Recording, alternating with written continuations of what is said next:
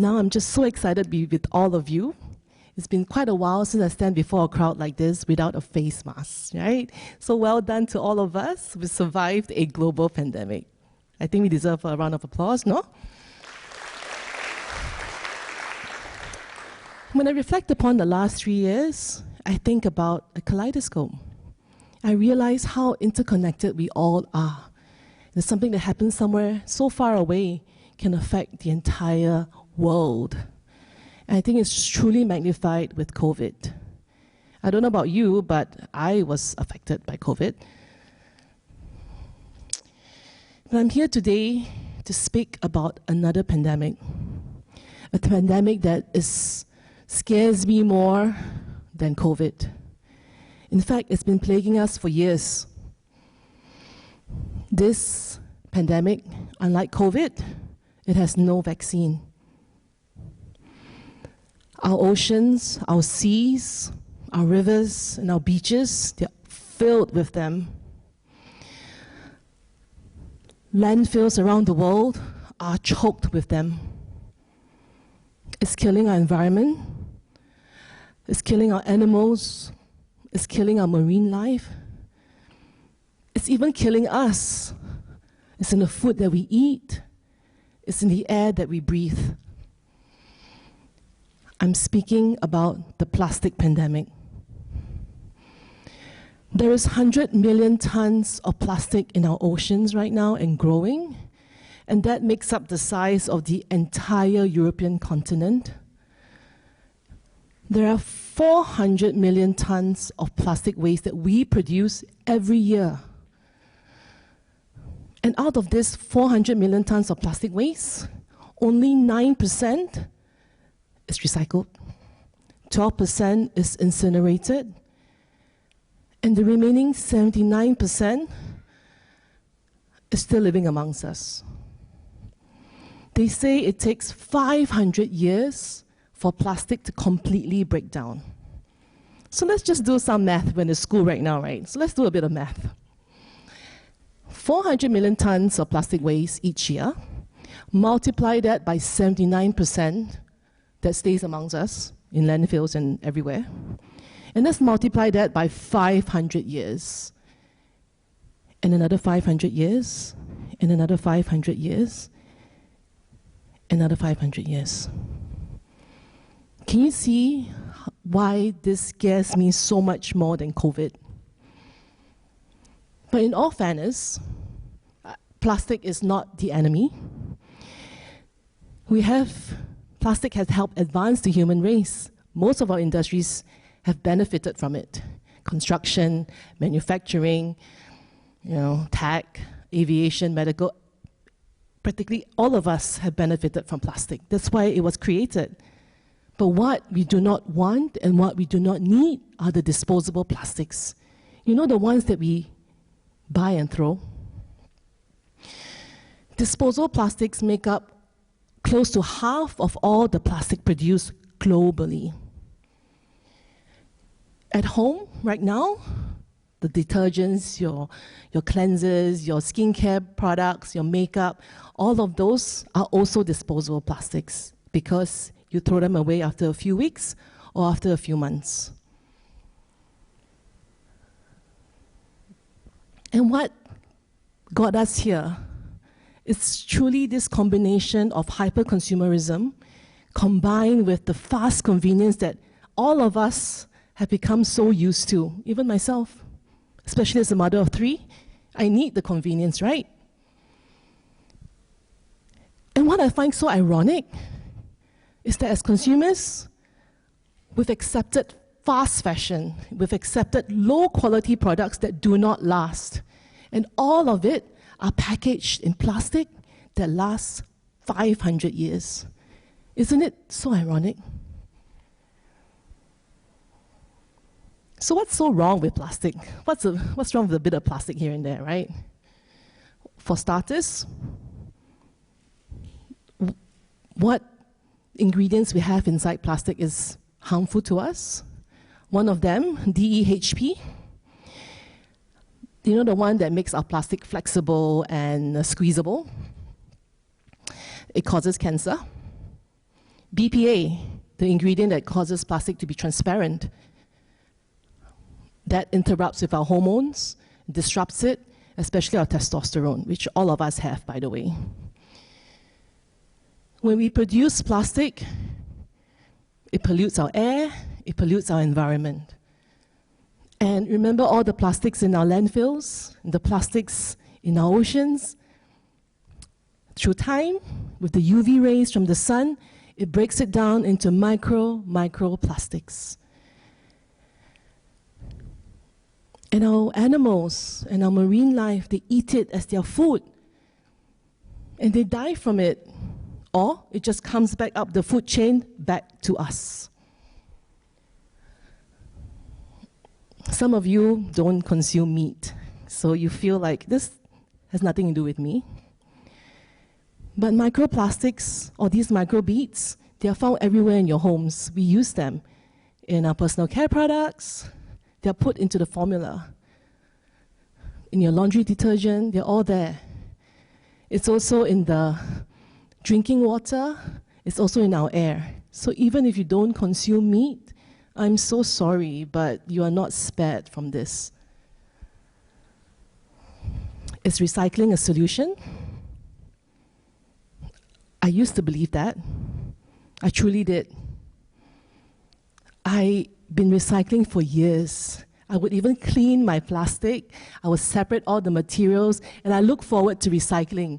You know, I go to this magical bin that's near our homes. I think all of us would have a blue bin like this. This magical bin that takes away all my guilt for buying and using disposable plastics. Until I found out about this. 2 days worth of bin collection, and this is all the plastic considered fit for recycling. From 140 tons down to just 2 tons. So these bales get shipped off to someone else? Yes, either locally or overseas. What makes you so sure? Yeah, the reason I'm asking is like when people put them into the recycling bin, yes, they think those are going to be recycled. Yeah. But what I've learned today is most of the things they put into the recycling bin is not recycled. Yes. So I'm just wondering whether that problem extends down the supply chain, you know? Okay. So you think all of this is going to be recycled, yes, and then you ship it out somewhere, but actually it doesn't get recycled. Well, that was unexpected. And it turns out that almost all the plastic that we throw in the blue bins ends up in the incinerator.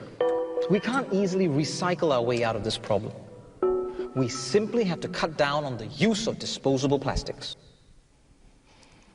In a sophisticated and developed nation like ours, this is our result. From 140 tons of plastic down to only 2 tons that can be recycled. That is what? 1.4%? I cannot even imagine what's happening in the rest of the world.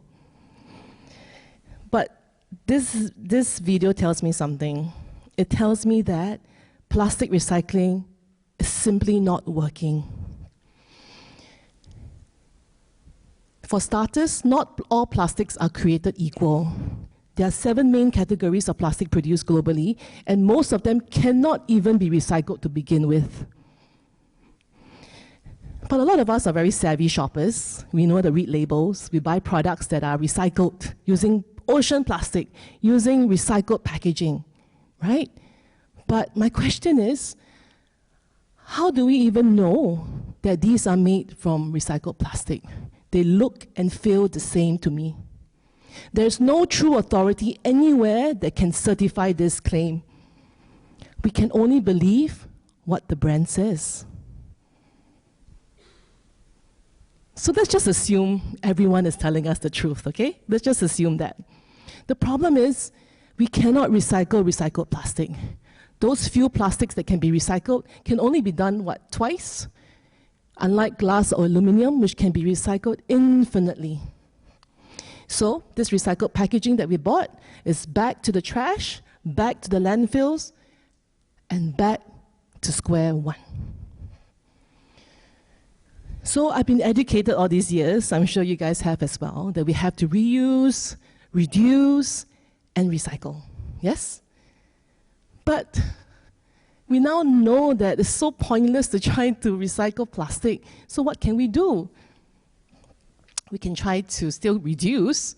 We definitely have to try to reuse. We can even try to refuse sometimes. But we can also try to replace, try to swap out, try to replace a lot of this disposable plastics. However, when you go to the stores, when you go shopping, when you shop online, which we love to do, everything that they're selling to us are all made with plastic packaging. So even if I was eco-conscious and I really want to make a difference and I want to choose better, there's nothing for me to replace it with. And as a veteran in this beauty industry, I've been in this industry for over 20 years. When I learned all of this, it was a huge wake-up call for me.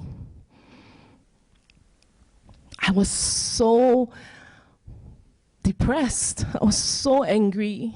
I was so scared, and I was so worried. In fact, I'm just terribly conflicted, honestly. I think about my kids. I think about their kids. I think about all of our kids. Will they still have beautiful green pastures like this to run through? You know, are the beaches clean? Are they safe for us to play? Can they still build sandcastles? Will there still be flowers for them to smell? I don't know. At the rate that we're going, it scares me, truly scares me. So I started to think, looks like me, right? I tried. I tried. So I was thinking really hard. What can I do about this? Do I give up the business that I painstakingly built since 2003? Then what do I do after that? Or maybe I could create something that could transform my industry. At least try, you know? So I had an idea that after these 20 years of being a distributor of many beauty brands in the region, then maybe I could create something of my own finally, but a product or brand that feeds my soul, that makes sense to me in every way. I wanted a brand that is vegan and clean because it's safe for us and it's safe for the environment. I want to make sure that the products we use are efficient, right? It has to do what it says. It has to smell good, it has to look good, it has to make me look good, right? And I also want to make sure that when I make this product, it has to be made without water. Why? So many of the products out there that we shower with or shampoo with have so much water in it, 80% or more. But why do we waste such a precious commodity, so precious, clean water, and we use it for manufacturing and not for consumption? So I don't want that in my product. And most importantly, this product has to be sustainable. It has to be plastic-free. So I got to work, and last year I launched the brand. I launched the brand with the sole mission to revolutionize the beauty industry with sustainable and healthy products that are good for you and good for Earth. And this company of mine, we put the planet before profits. But please don't get me wrong, we are not a non-profit organization. But businesses can have profits and care for the planet at the same time. They can coexist. It doesn't have to be a choice. This company plants a tree with every product we sell. So in the first year of our business, we planted over 12,000 trees. And our goal is to go global and to plant 1 million trees by 2030. There is no plan B when it comes to our planet. Mother Earth continues to live with or without us in it. We don't have to be a president or a celebrity to be powerful or influential to make positive changes in our world. All of us here, we are all consumers. And there's so much power in how we consume. The choices we make today will determine the world we have tomorrow. And like a kaleidoscope, Any small change gives you endless possibilities.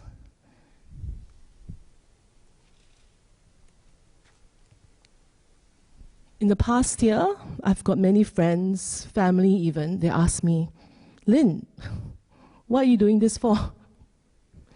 What's your purpose? You've already built a business for yourself. You have a comfortable life. You're already in your 40s. You've got 3 kids. Why are you investing so much of your time and money and efforts into this new venture? Why? And my answer is this. I want my kids, I want our grandkids, all of us, I want all of them to continue to be able to experience this.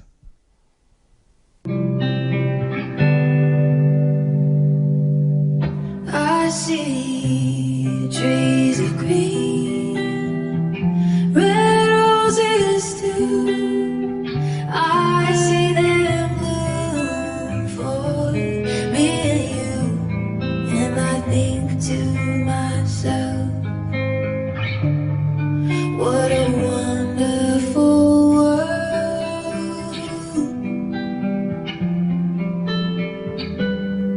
I see skies of blue, clouds of white, bright blessed day and dark sacred night, and I think to myself, what a wonderful world.